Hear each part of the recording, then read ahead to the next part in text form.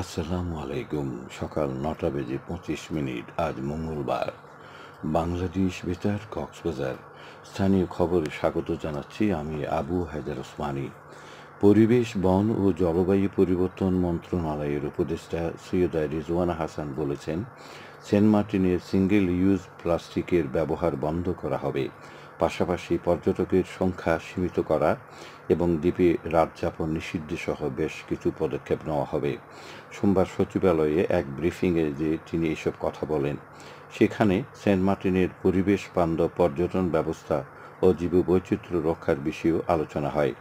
তিনি বলেন, Saint Martin, Cox's Bazar এবং কুয়াকাটাকে সিঙ্গেল ইউজ প্লাস্টিক মুক্ত করার উদ্যোগ নেওয়া হয়েছে। সেন্ট মার্টিনকে ভবিষ্যৎ প্রজন্মের জন্য বাঁচিয়ে রাখতে দ্বীপটিকে একটি কোলাহলমুক্ত এলাকা হিসাবেও দেখতে চান তিনি। আগামীকাল মহাষষ্ঠীর মধ্য দিয়ে শুরু হচ্ছে বাঙালি হিন্দু সম্প্রদায়ের সবচেয়ে বড় ধর্মীয় উৎসব দুর্গাপূজা। ১৩ই অক্টোবর রোববার বিজয়া দশমীতে প্রতিমা বিসর্জনের মধ্য দিয়ে শেষ হবে ৫ দিন ব্যাপী এই উৎসবের।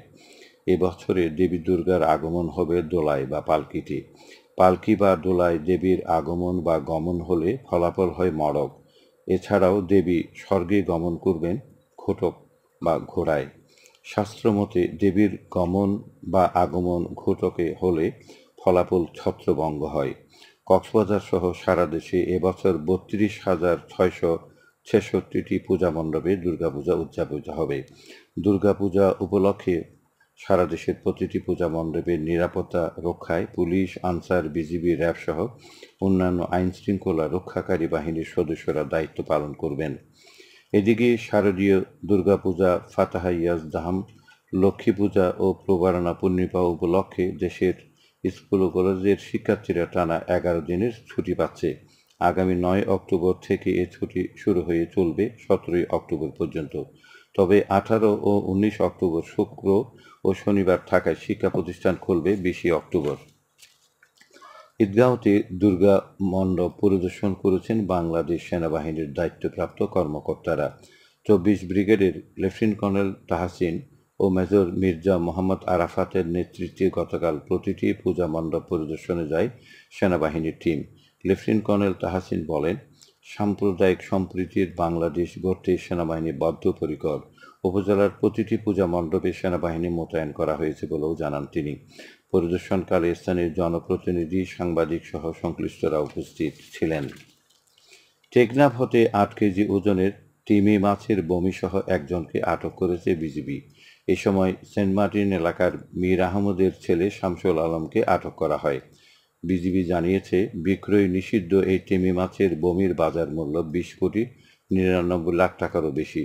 অ্যাম্বারগ্রিস হতে বিভিন্ন মূল্যবান পারফিউম ও ওষুধ তৈরি করা হয়। বাংলাদেশে এই ধরনের মূল্যবান ও দুষ্প্রাপ্য জিনিসের চোরাচালান অত্যন্ত বিরল ঘটনা। বিজিবির টেকনাফ ২ ব্যাটালিয়নের অধিনায়ক লেফটেন্যান্ট কর্নেল মোহাম্মদ মহিউদ্দিন আহমদ এর সত্যতা নিশ্চিত করে জানান, উদ্ধারকৃত অ্যাম্বারগ্রিস কক্সবাজার জেলা প্রশাসকের কার্যালয়ের ট্রেজারি শাখায় জমা দেওয়া হয়েছে। চকরিয়ায় যাত্রীবাহী বাস ও অটোরিকশার মুখোমুখি সংঘর্ষে এক শিশুর প্রাণহানি হয়েছে। এতে আহত হয়েছে আরও ৯ জন। সোমবার বিকেলে চট্টগ্রাম কক্সবাজার মহাসড়কের উপজেলার ফাঁসিয়াখালী ইউনিয়নের ঝরঝরি ব্রিজ এলাকায় এই দুর্ঘটনা ঘটে। চিরিঙ্গা হাইওয়ে থানার পরিদর্শক মোহাম্মদ শাহিন মিয়া বিষয়টি নিশ্চিত করেছেন।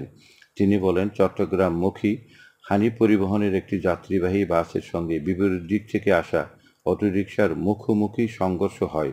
এতে অটোরিকশা দুমড়ে মুচড়ে যায় এবং বাসটি সড়কের পাশের গাছের সঙ্গে ধাক্কা লাগে। এ সময় ঘটনাস্থলে এক শিশুর মৃত্যু ও উভয় গাড়ির ৯ জন আহত হন।